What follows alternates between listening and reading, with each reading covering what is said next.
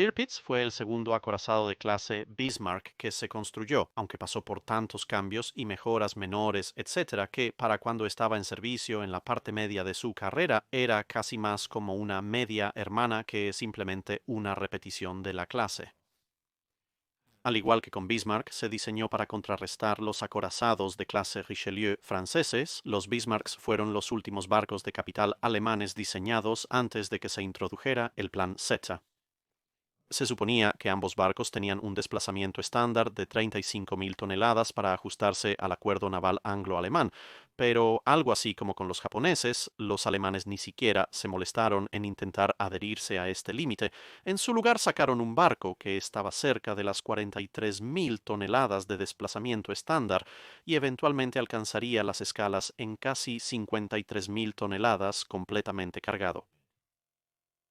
El armamento de Tirpitz comenzó igual que el de Bismarck, aunque la ubicación de algunas de las armas antiaéreas pesadas eventualmente se cambiaría para dar un mejor campo de fuego. Y, por supuesto, el barco puesto en servicio más tarde estaba equipado con conjuntos de radar más modernos, que se actualizarían gradualmente con el tiempo. Durante su carrera de servicio, el número de cañones antiaéreos de 20 milímetros aumentaría enormemente de 12 al lanzamiento a un total final de 58, y también adquiriría un par de lanzadores de torpedos cuádruples montados en la cubierta como un destructor gigante durante una pequeña remodelación en 1942, aparentemente para su uso contra la navegación mercante.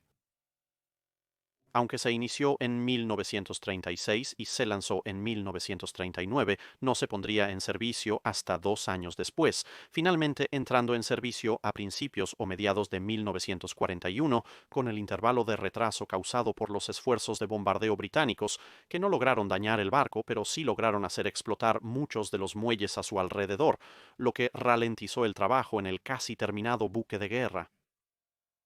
Su primer papel fue al frente de una flota báltica temporal, diseñada para bloquear la posible, aunque algo improbable, despliegue de la flota báltica soviética durante la invasión alemana de la Unión de Repúblicas Socialistas Soviéticas, pero luego la Luftwaffe hundió la mayoría de los barcos soviéticos, y así el Tirpitz se encontró siendo enviado a Noruega para atacar convoyes, ya que Hitler había prohibido que el barco entrara en el Atlántico, en parte debido al destino del Bismarck y en parte porque el Her Majesty's Ship Campbelltown había negado a los alemanes el acceso a cualquier muelle de tamaño Tirpitz en Francia, por lo que Noruega parecía ser el mejor lugar para hacer uso del barco. A su llegada, la tripulación utilizó una combinación de un acantilado de refugio, un bosque talado, pesadas cortinas de humo y apoyo de cazas y antiaéreos basados en tierra para esconderse y protegerse de los ataques aéreos que sabían por experiencia que debían estar llegando. Sin embargo, la escasez de combustible en Alemania se agravó por la necesidad de trasladar cualquier combustible a Noruega para el uso del barco, por lo que la mayor parte de este tiempo se pasó balanceándose en el ancla, aunque sí participó en algunas operaciones de distracción para alejar a las fuerzas de superficie pesadas británicas del próximo dash del canal. Después de esto llegaron varios refuerzos, primero el almirante Scheer y el príncipe Eugen, y luego el Lützow, el almirante Hipper y el Scharnhorst, entre otros. El Tirpitz hizo su primer intento de atacar un convoy en marzo de 1942, pero probablemente tuvo suerte de no encontrarlo, ya que el escolta total consistía en los acorazados Her Majesty's Ship Duke of York y King George V, el crucero de batalla Renown, el portaaviones Victorious y un número de cruceros y destructores. En el evento después de que se detectó al Tirpitz, Victorious intentó lanzar un ataque aéreo usando albacores en el acorazado alemán en retirada, pero esto no salió particularmente bien, en parte porque la velocidad máxima bastante pedestre de 90 nudos del albacore estaba siendo contrarrestada por un viento en contra de 40 nudos y el Tirpitz alejándose de ellos a 30 nudos, resultando en una velocidad de acercamiento que era tan lenta que en un punto fueron superados por un destructor de rápido avance debajo de ellos. Esta operación costó mucho combustible valioso, por lo que tardaron 3 meses en reabastecer las reservas de combustible, momento en el que lo intentaron de nuevo, esta vez con el convoy PQ-17. Nuevamente, Duke of York y Victorious estaban en escolta, esta vez con el acorazado United States Ship Washington operando en apoyo. Pero la inteligencia alemana descubrió que la inteligencia británica sabía de la operación y ordenó que el barco regresara al puerto. Indirectamente, sin embargo, Tirpitz ayudó a hundir muchos barcos, ya que se ordenó que el convoy se dispersara antes de que la orden de giro fuera conocida por los servicios de inteligencia británicos. Esto resultó en que muchos barcos solitarios de PQ-17 fueran eliminados por los U-Boats y la Luftwaffe durante los siguientes días. El barco necesitaba una remodelación en ese momento, pero se pensó que era demasiado peligroso hacer el viaje de regreso a Alemania, por lo que se organizó una revisión ad hoc en Noruega, con las defensas del anclaje del barco constantemente reforzadas para protegerlo durante esta fase algo inmóvil. Una vez completado esto, el Tirpitz dispararía sus cañones principales con ira por primera y única vez cuando navegó con el recién llegado Scharnhorst para bombardear la isla de Spitsbergen. Pero en este punto de su carrera, los británicos estaban absolutamente decididos a deshacerse del barco. Y si el barco no iba a ir a ellos, ellos irían al barco, y comenzaron a intensificar la serie de ataques aéreos y operaciones marítimas que habían continuado prácticamente desde que el barco había sido construido, y estos comenzarían a degradar gradualmente la capacidad del barco para luchar. Lo siguiente es un breve recuento de todos estos asaltos desde el inicio de la carrera del barco y su resultado final. El primer ataque aéreo dedicado comenzó la noche del 8 de octubre 1940 con 17 bombarderos medianos Hampton mientras ella aún estaba en el dique seco equipándose. No hubo aciertos y ocurrieron 3 ataques más antes de su comisión formal. En enero y febrero de 1941, con las oleadas de ataque compuestas por 32 bombarderos medianos Wellington, Whitley y Hampton, 25 Wellingtons con 9 Hamptons y finalmente 116 bombarderos Blenheim, Wellington, Hampton y Whitley. Todos estos ataques lograron, como dijimos anteriormente, la suma total de nada, con un Blenheim perdido en el último ataque. Una vez que el barco fue comisionado y se trasladó a Kiel, los ataques continuaron durante mayo y junio, con 14 Whitleys yendo primero, perdiendo uno de los únicos 3 aviones que realmente lograron encontrar el objetivo en mal tiempo, luego un asalto colosal por 47 Wellingtons, 24 Hamptons, 20 Whitleys y 13 bombarderos pesados, Stirling, junto con 11 de los nuevos bombarderos pesados Halifax, logrando perder 2 Wellingtons mientras nuevamente fallaban en encontrar el Tirpitz y atacaban a Kiel en general en su lugar. Esto concluyó las operaciones aéreas contra el Tirpitz en 1941, y a medida que el barco se trasladaba a Noruega, las cosas se reanudarían en 1942, con numerosas incursiones comenzando en los primeros 4 meses. Halifaxes y Stirlings atacaron perdiendo un Stirling. 12 bombarderos de torpedos de Albuquerque atacaron en el mar, logrando un ataque victorioso. Perdieron 2 de los Albuquerques sin más efecto. Un ataque de 33 Halifaxes perdió 5 Halifaxes y otro ataque de 31 Halifaxes y 12 Lancasters perdió otros 5 bombarderos.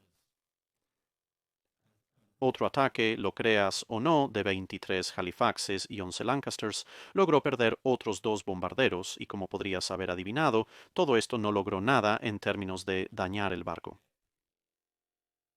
La primavera y el comienzo del verano de 1942 transcurrieron sin incidentes aéreos, pero en octubre de ese año la Marina Real entró en acción con torpedos tripulados por carros. Desafortunadamente, problemas mecánicos y climáticos provocaron la pérdida de ambas unidades y un arrastrero que los llevaría al objetivo. El resto del invierno y gran parte de 1943 pasaron tranquilos hasta el 22 de septiembre de 1943, cuando realmente comenzó la escalada. 4 X-Craft, submarinos enanos de la Marina Real que transportaban enormes bombas de 2 toneladas, fueron llevados al lugar de amarre actual de Tirpitz en el Karfjord, y aunque se perderían 3 de las embarcaciones, 2 de ellas lograron colocar con éxito varias de sus cargas de 2 toneladas contra el barco. Cuando éstas explotaron, resultaron en graves daños. La primera carga explotó cerca de la torreta César, la torreta trasera de superfuego, y la otra justo en la proa de babor. Esta última carga abolló el casco, deformó los mamparos, rompió un tanque de combustible, arrancó la placa y provocó la entrada de casi 1.500 toneladas de agua por varias brechas en el casco. Más generadores de electricidad resultaron dañados o deshabilitados y la cuarta torreta, Dora, saltó sus cojinetes. Fue un problema significativo ya que no había grúas en Noruega capaces de reasentarla y a Dovitz no se le permitió regresar a Alemania. La onda de choque destruyó completamente los hidroaviones del barco. Las reparaciones tomarían un total de 7 meses. Durante este periodo, la Fuerza Aérea Soviética se involucró con un ataque de 15 aviones, de los cuales 4 encontraron el objetivo pero no lograron hacer ningún daño. Y esto fue seguido por la intervención de la Marina Real con una serie de ataques importantes lanzados desde varios portaaviones. El primero fue el 3 de abril de 1944, que también fue el más exitoso con 40 de los nuevos bombarderos de buceo Barracuda y 80 cazas logrando 15 impactos de bombas y ametrallando repetidamente el barco para suprimir la batería antiaérea. Se perdieron 3 Barracudas y un Hellcat y, desafortunadamente, a pesar del número de impactos, muchos de los bombarderos lanzaron sus bombas mucho más bajo de lo planeado para intentar mejorar la precisión, obviamente con algunos resultados decentes, pero esto resultó en que la velocidad de impacto no fuera suficiente para penetrar la cubierta blindada. Dos de los casi impactos en realidad causaron más daño al casco y provocaron más inundaciones que los impactos directos en sí mismos. Sin embargo, ambos hidroaviones que habían sido reemplazados fueron nuevamente destruidos y la catapulta de aeronaves de estribor y la grúa también fueron destruidas, con el número 2 de estribor y el número 3 de las torretas antiaéreas de 5.9 pulgadas siendo eliminadas. Las calderas, las turbinas y el desorden también fueron dañados. La mayoría de las 122 fatalidades y 316 heridos provenían de las tripulaciones de las armas antiaéreas que fueron ametralladas constantemente por los cazas.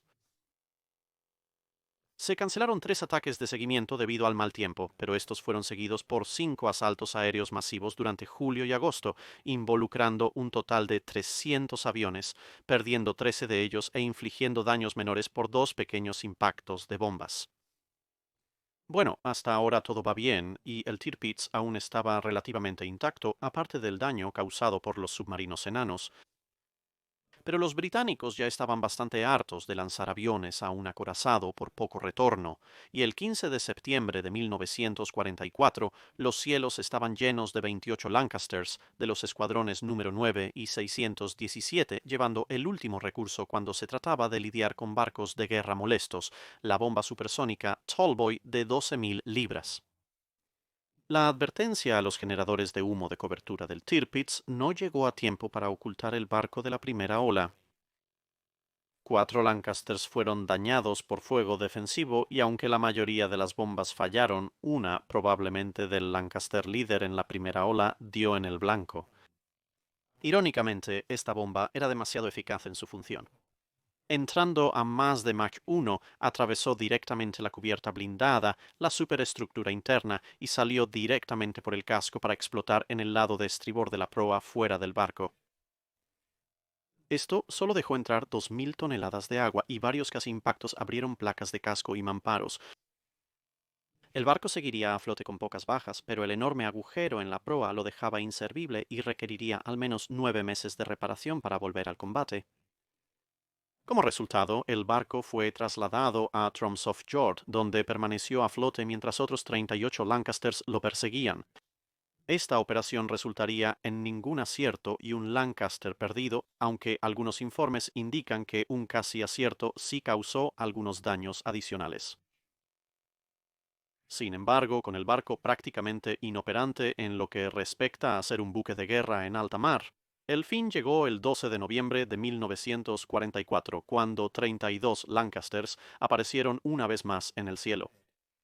El barco ahora utilizaba todo lo que tenía, incluyendo especiales proyectiles antiaéreos de 15 pulgadas que habían sido desarrollados para su batería principal, e inicialmente esto pareció funcionar, con toolboys lloviendo alrededor del barco haciendo cráteres en el lecho marino, pero dejando el Tirpitz intacto.